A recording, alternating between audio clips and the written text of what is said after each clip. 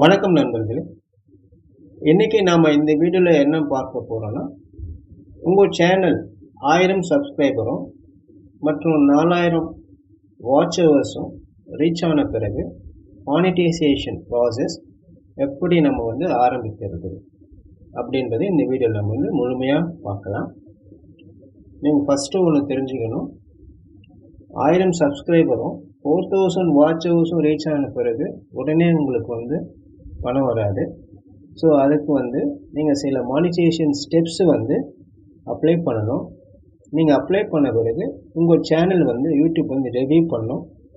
Review செய்து அது அப்ரூவலுக்கு அனுப்புவோம். அந்த அப்ரூவல் அனுப்பிச்சு வர வரைக்கும் நீங்கள் வெயிட் பண்ணி தான் ஆகணும்.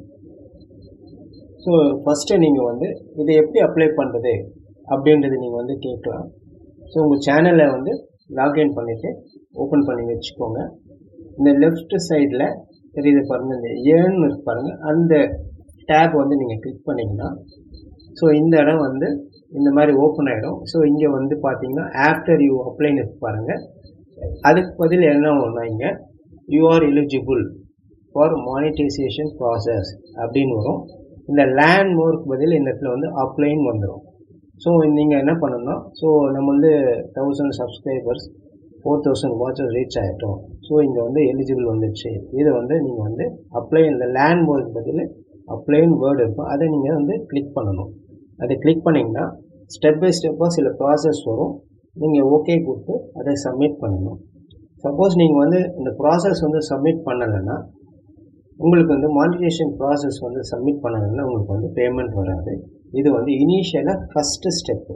ஸோ இதை நீங்கள் கண்டிப்பாக நீங்கள் அக்செப்ட் பண்ணி இந்த பேசிக் டேர்ம்ஸ் எல்லாம் நீங்கள் அக்செப்ட் பண்ணி அப்ளை பண்ணணும். ஸோ அப்ளை பண்ணால் தான் அப்ளை பண்ணி நீங்கள் சப்மிட் பண்ணால் தான் யூடியூப் எடுத்துன்னு போயிட்டு யூடியூப் சேனல் ரிவ்யூ பண்ணி உங்களுக்கு அப்ரூவல் அனுப்போம். அப்ரூவல் அனுப்பின பிறகு தான் உங்களுக்கு இன்கம் கிடைக்கும்.